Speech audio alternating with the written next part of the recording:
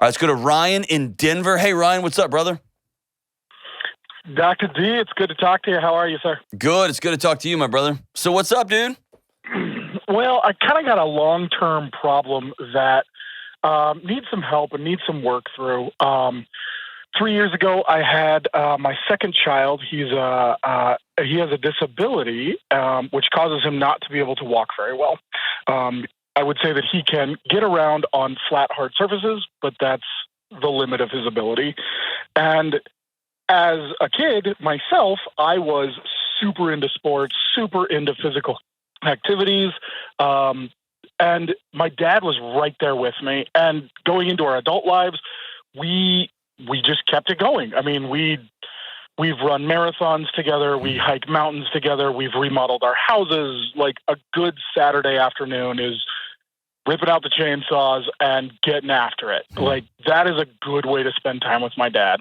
And looking at my son and looking at our relationship, I have a deep-seated fear, and I would even say that it is into resentment, that I will not have that same experience with my son.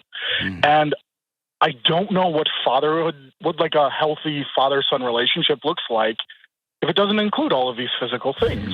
I'm not afraid to learn that. I'm not afraid to understand what that means and unpackage it. But I'm mad at the universe that we're in this situation. I'm really sad. I have some resentment. I have some fear. And I don't want that to poison our relationship, because he's a good kid. He's an awesome, like Dr. D, he's an awesome kid. He's an awesome kid. And I love the kid to pieces, but I don't know what the future looks like with a kid like that. Dude. And a guy like me. I can't tell you. Where did you learn that language? I learned that from my father. Okay. Dude. I'm saying, like, your ability to articulate how you feel is reminiscent of someone who's done some extensive counseling or has an extraordinary father. Well, we've done both. So. Okay, all right. Yes. Okay. Your ability to parse through, I'm both angry, and here's where my anger is directed at our future relationship, which is a separate entity. Man, it takes months to get people to realize you're not mad at her, you're mad at what is, right, at the relationship. Yes. That's so hard, Yes. and you're already there, that you can articulate anger and resentment and sadness. Dude, you're way down the road. I want to tell you, you're a brave guy, because here's why. Most guys would not say out loud what you just said, and they bottle that stuff up, and it poisons everyone, including themselves, and they die young. And they rob everybody of relationship, of safety, of feeling loved, and you're not doing that. And you're maybe one of the more honest people I've talked to in the last few months, and I'm grateful for you. It's awesome. Now, you've said the right words. I don't get a sense that you have felt them yet. No, not really. I feel like if you felt them, it would be overwhelming in a way that you might not, that you don't feel like you're ready for. Yeah. I would say, when I look at the landscape of my life, I can see it over there. It's just over there. Yeah. But it's not right here yet. Why not? You know, I would say, like... What are you scared about? Honestly, so the reason why it's not here is because he's 3. Yeah. And he's surrounded by 3-year-olds. And his disability is hidden by the fact that none of the kids are super physical either. Like, nobody is running and jumping. And nobody... Like, they run and they jump, but it's close enough that it doesn't look that different. So it's not here yet. And he's got a younger sister, and he's still way more mobile than she is. But the day when she surpasses him, I think is when it's going to really hit. And that's going to be the big day. So here's what you're doing right now. You love that little boy, and you... Can I be real hard? Is that cool? You remember the way you used to look at boys like that when you were a kid. Yeah. And you remember the way you and your buddies made jokes about people. I was there too. until my very best friend on planet Earth was in a life-altering car wreck, and he's unable to move most of his body now. And that was 25 years ago. And then I spent the last 20 years working with people with all different kinds of special needs, whether they're mobility challenges or able-bodied challenges or cognitive challenges. And it re-changed my life. But I had to go through a season of grieving who I used to be, because I used to suck. Because like you, I thought every kid should run fast, and I was a high school hero athlete, and me and my dad played, you know what I mean? I was too. And Exactly. I know exactly what you mean. And so you're going to have to go through a period of forgiving yourself and say, I'm sorry. And then the other thing you're doing is you love this little boy so much, you are casting into the future how bad his life might be, and you're trying to protect him from those things. And what you're gonna rob yourself of your current relationship, always anticipating future hurts. Let's be honest, kids are gonna make fun of him because kids suck. They just do. Yeah. And he's gonna have periods of grief where he wishes he could run and kick a ball too. And that's gonna suck. And y'all are gonna find some things that y'all do together that no other dad and son do. And you grew up with a dad who was hyper intentional about loving you, demonstrably. He showed you love. He didn't just talk about it. And I have every belief in every bone I have in my body that you're going to figure that out. Whether that you're going to be the greatest Call of Duty dad of all time. That game sucks. Don't play that. But whatever, you're going to be the greatest whatever guy of all time, or you're going to figure out how to take him hunting with it. There's some great opportunities there's all kinds of stuff. You're going to figure it out. But you got to get past your self-forgiveness. You got to get past catastrophizing his future for him. And there's even probably a part of you that's looked at one day you're going to die, and then who's going to be there to protect him? Yeah. And have you already been there? Been there, done that. Okay. Yep. The trust fund is being funded as we speak. There you go. Here's more important than your money. Here's more important than your money. That future. Yeah. More important than your money is you create a young man who freaking loves himself, who is scared of nothing, who is able to go, that sucks and that really hurts, and I'm moving on, who learns the same words that you've learned. I'm angry. I'm resentful. I am sad. I'm heartbroken. And then you make him bulletproof. You make him anti-fragile, to quote Taleb. You make him into somebody that when people are on top of it, like, yeah, just keep doubting me, dude. Keep doubting me and watch what happens.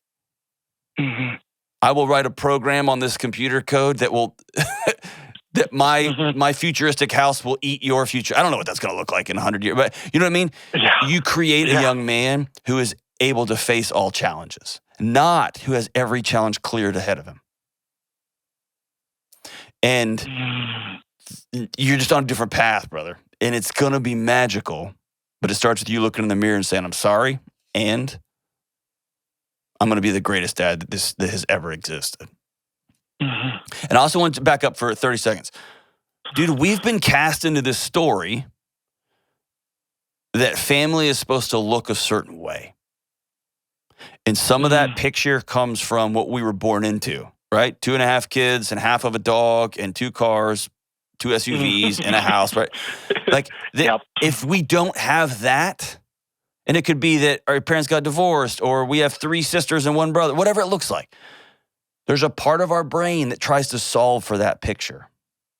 And then the second complicating layer is a story you were told. You were told a really beautiful story about what father and son relationship looks like. It's ball games, chainsaws, fixing crap, talking crap. You know what I mean? That's what father-son is. And so you've got these 2 pictures in your head, and then you've got this beautiful little boy with some different kind of challenges. He's going to have some different kind of awesomeness too, but he's got some challenges. And your brain is trying to solve for those 2 pictures. And I want you to own those 2 pictures, and I want you to grieve the fact that they're not yours. And then, dude, your brain will go, oh, cool. It's like Ryan's back in control. I'm going to stop reacting. And then you get to solve for, you get to create what the future looks like. Is that ringing a bell with you? Does that feel right? No, that is perfect. Solve for future. Yeah, dude. Solve for freedom. Solve for future. Dude, solve for more laughter than you think your body can handle. Yeah, I like that plan. Solve for a future where your son, dude, is able to make jokes faster than anybody else at the table. He's also able to say, hey, that parking spot is for me. And just so you know, my buddy's a paraplegic. And we hassle him, dude, to the point that it is brutal. And he hassles us back, and it is gnarly, right? And I'll never forget the meeting. And I don't know if I've talked about the show. I never forget when he was in the hospital and we thought he was going to die. And then they said, well, he might make it, but if he makes it, he's going to have some massive cognitive and mobility challenges. And me and his little brother and one of our other close friends, Chris, we sat in like a Denny's or something in the middle of the night while we've been sleeping on the floor in the ICU for several nights. And we said, hey, how are we going to treat him? Like, are we going to change everything up? And all of us were like, no. If he makes it out of this thing, we're going to make fun of him like we always did. And he's going to make fun of us. And I want you to know, I'm telling you that because of this. He's going to have friends in his life that will love him and razz him and protect him because that's what friends do. And it's just going to look different, right? And different isn't broken. Different isn't wrong. Different's just different. Yeah. All right, so I threw a lot at you. Just different. Come back to me. Yeah. No, that's a whole bunch. I'm going to have to listen to this on the podcast a couple of times because I'm going to be unpackaging that for a while. But no, I got a little bit of soul forgiveness to do. Yes. Was I right there? I used to be. Was I right? Yeah, and I wouldn't say never. I was never mean, and I was never cruel, but I was a little, I was a bit of a turd. I wasn't mean or cruel either. Maybe once or twice. I was just an idiot. But I didn't know. But that doesn't. I missed it. That doesn't make it. That's exactly it. I got a blind spot. That's it. After you said that, I was like, you know what? We're going to have to spend some time working through that because I'm going to have to grieve that part of me, and then I'm going to have to forgive that part of me. Yeah. So that I can be a better future for this little munchkin. I believe that many of us, millions and millions of us, know the world's screwed up, and we also know. I could fill in the blank with any group you want to. People with special needs, fill in the blank. We know that we could treat different groups of people better or more right, or we could say, I'm sorry. But when we do that, we have to look in our rearview mirror at the wake of people we've either hurt intentionally or unknowing. I didn't know that joke hurt like that. I was trying to be fun. You know what I mean? I was a 14-year-old kid. I didn't know. I was 25. I didn't know. We have to look in our rearview mirror at the wake of people we've run over and say, I'm so sorry. I'll start doing better today. And I'm like you. I wasn't like just finding students with special needs and being ugly. I just didn't notice. Yeah. And I just went through my life as though everyone should be 6'2", 195 and be able to run this fast. That's called privilege, right? It's called, I didn't know. And now I do. Yep. And now I make sure nobody in my presence doesn't know that I love them and that I think they're doing a great job. Or like Zach back there. I make fun of Zach a lot. But Zach's incredible. Right? But you hear what I'm saying? Yeah. Now I'm not ever going to, but now I learned and I'm going to do better. And I'm going to forgive myself for what was, and I'm going to go be about what is. And your son, hear me say, won the lottery with you as his dad. He won. We're not sure about that yet. No. We gotta land that. Listen, the fact that you're even engaging this conversation puts you in the rare air.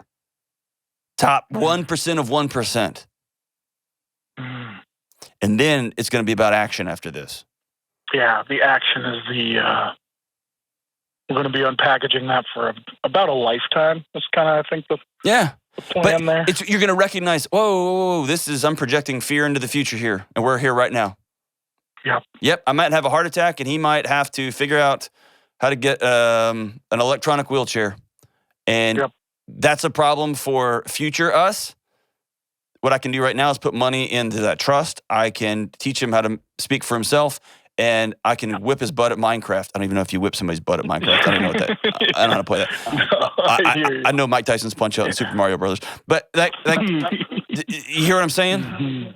I do. Acknowledge it, I hear call it out. exactly The what you're stories you were born into, the stories you were told, they're good stories and they're fine, but they're not reality. And now it's about living into that reality. God, Ryan, I can't tell you. I'm not just saying blowing smoke at you.